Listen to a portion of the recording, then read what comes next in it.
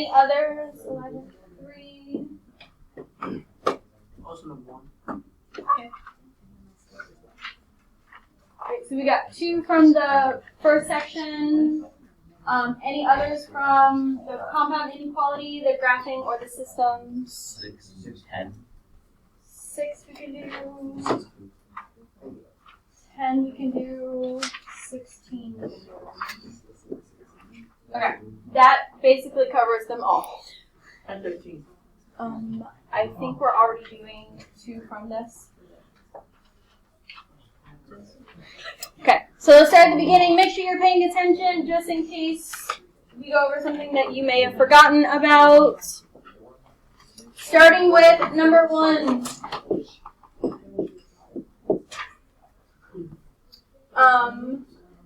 We need to combine our like terms.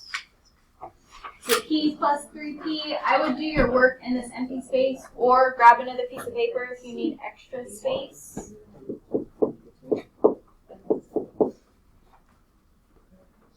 And then we need to get p by itself, so divide both sides by 4.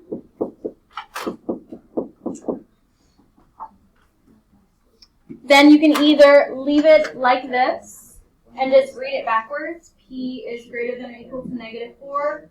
Or take the whole thing and flip it.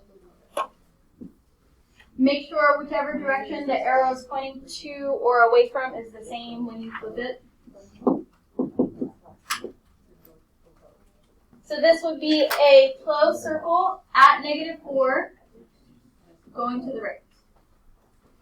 Notice that these number lines are already numbered, so if you get a number that's not there, you probably did something wrong. So double check your work. Colin, Matt, pay attention. Questions on number 1?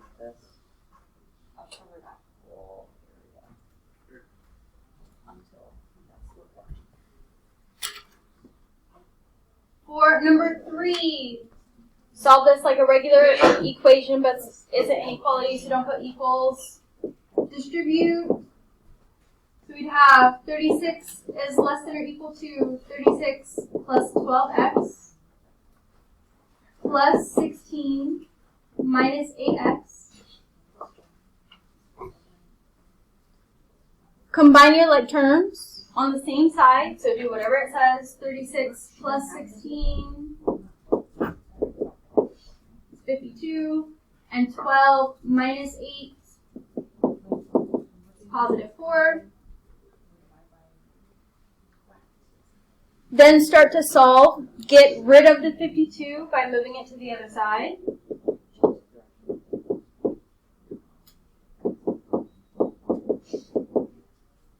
Watching soccer. Stop comparing the list if you don't do well on this list. Divide both sides by 4. So we have -4 as less than or equal to x. Again, you could leave it like that, read it backwards. X is greater than or equal to -4, or take the whole thing and flip it.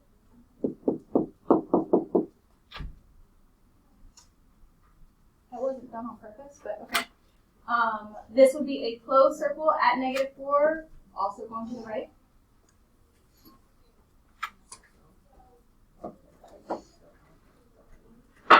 Questions on 3 before we move on to the next section?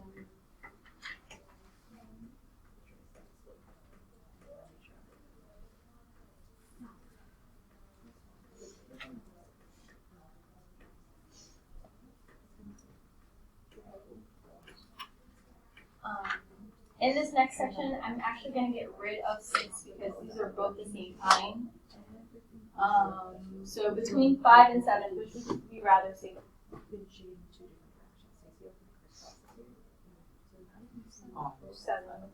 I heard 7 first, sorry. But the process will be similar.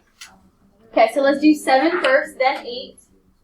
This is your compound inequalities. You have to know which type you're looking at. So is this an and or an or inequality? And, because it's condensed, the or will say the word or, so that's how you know it won't be an or. So for and, we have to do everything simultaneously. get the b in the middle by itself. So get rid of the 3 by subtracting to all sides. We have -6 is less than or equal to -6b, which is less than 36. Divide everything by -6. When you do that, all your signs are going to change direction. So we have +1 is now greater than or equal to b, which is now greater than or, this greater than -6. But we want this final answer least to greatest, and we want it to have less than. So we're going to take this whole thing and flip it. So it's -6 is less than b, which is less than or equal to 1. Then when you draw this, it should just be a line segment that starts at -6 with an open circle, ends at 1 with a closed circle with a line in between it. If you wanted to see where they overlap, you could look at this half. B is less than or equal to 1. That would be closed, going to the left. Then look at just this part, but read it backwards. B is greater than -6. And see where they overlap. This part with the arrows is not necessary. This part with the line segment is. So if you don't do the arrows, that's fine. If you do it, that's fine. But I need to see the line segment no matter what. If the condensed confuses you, you can break it into 2 separate inequalities. Do the first half, solve it, graph it. Do the second half, solve it, graph it, and then find where they overlap.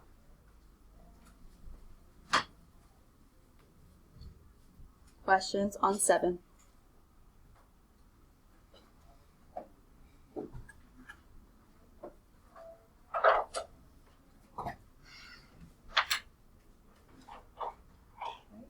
Then for 8, this is an OR inequality because it says the word OR, which means you're going to solve both inequalities separately. Whether you do one side or the other first doesn't matter. These both have variables on both sides and constants on both sides, so we have to get all the variables to one side of one inequality and the constants to the other of the same inequality. So if I wanted to move 2b over here to the left, I'd have to subtract it. But then I would also be moving the 5 to the right by adding it. So I've written backwards, but I'm still doing 3 minus 2b to give me just b. And then 5 plus 2 to give me 7. And then I would do the same thing on the other side. I'm going to move my 3b over by subtracting.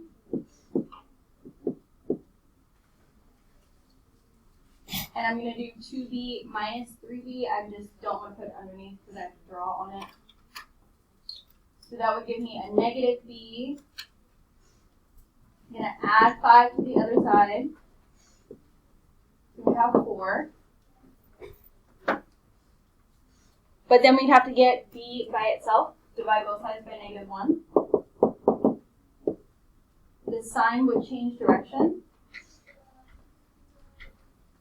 And then you need to put OR in between them, either by putting it here and drawing arrows, or rewriting it. Either or doesn't matter. And then we would graph both inequalities. This would be an open circle at -4 going to the left, and a closed circle at 7 going to the right. These should not overlap, despite what Khan Academy did.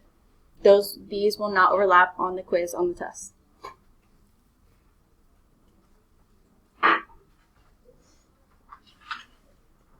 Questions on 8.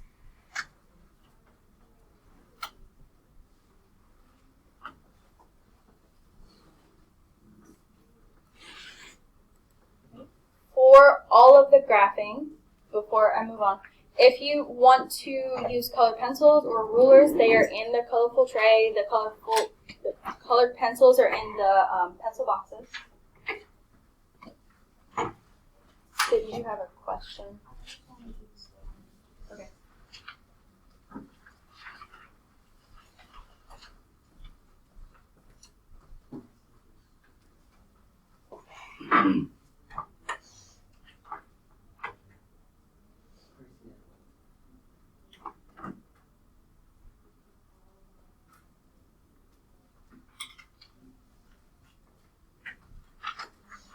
We're going to do one on the next page and then a couple on the last.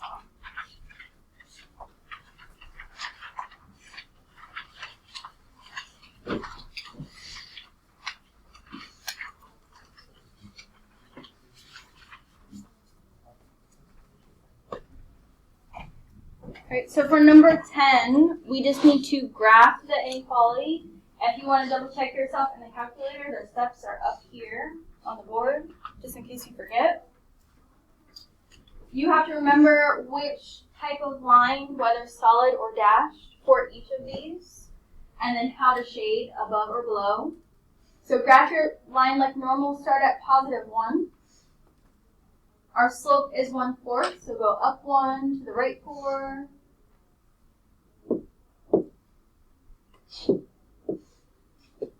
And down 1 to the left 4. Would this be solid or dashed?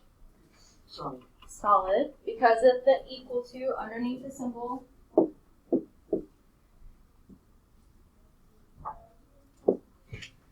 And then if this is greater than, would that be shaded above or below? Above. Greater than, above, more. So above would be up here, so everywhere up here.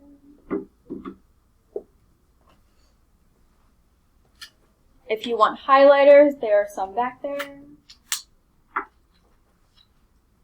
Questions on how we graph the inequality? And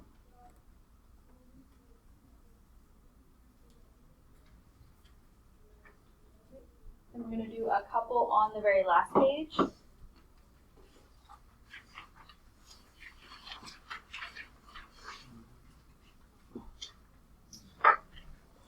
Remember that with these, try to either do them with 2 different colors, 2 different writing utensils, 2 different line directions, something. And then when you do the overlapping, show that it's overlapping either by using 2 different colors, highlight it, shade it darker, something. So that way we can see that this is for certain the overlapping area. So for the first one, this would start at +3. Our slope is 2, so go up 2 to the right 1, down 2 to the left 1, as many times as possible. Fill up your graph.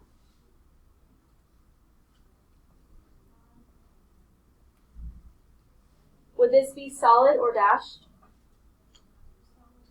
Solid, because of the equal to.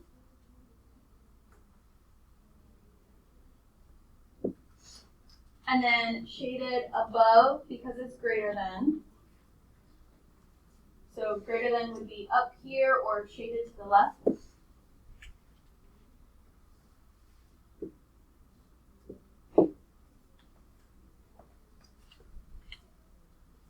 The other one would start at -3.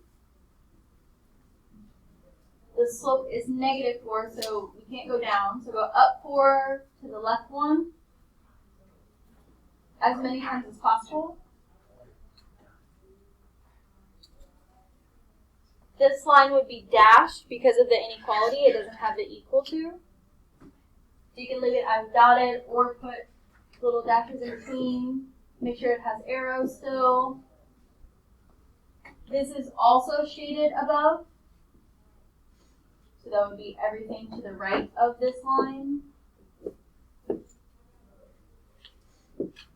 So this just has a small area where they overlap.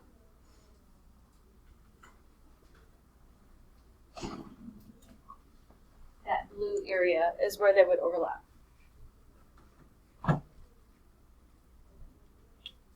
If you wanted to double check that you graphed it right, you could either put it in the calculator and follow those steps on the board, or pick a point, see if that point falls in there, but also check it algebraically, put it in X and Y, do it algebraically. If it works for both, then it works. If not, then that area may not be the correct shaded area. Questions on 14?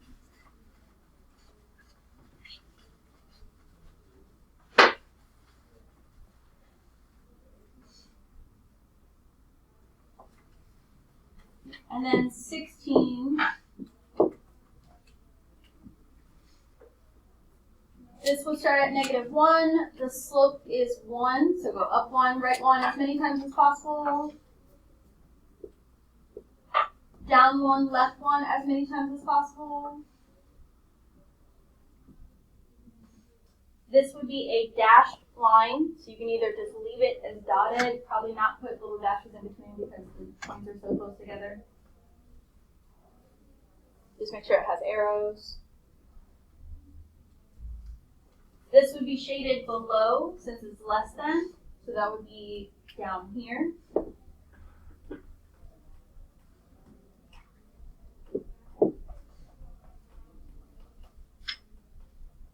And then your other one would start at +2. Your slope is -1/2, so go up 1 to the left 2 as many times as possible. Down 1 to the right 2 as many times as possible. This would be a solid line, shaded above, so this area right here. And again, this has a small overlapping area.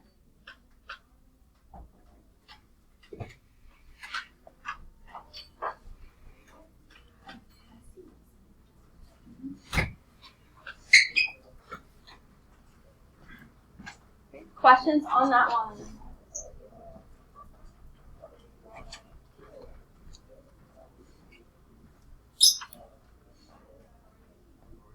Do you have any other last minute in general or specific questions, Elijah? I don't know if we'll have time to do but what was your specific question about it? If we're going to get n by itself, what would we do? The 1 by doing what?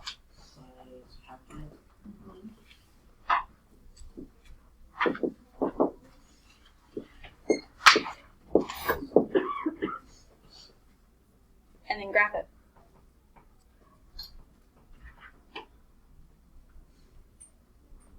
They'd both be open.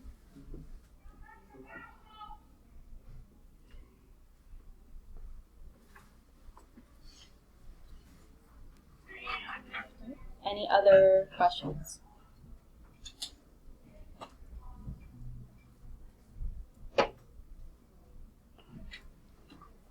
So just as before, it will be collaborative.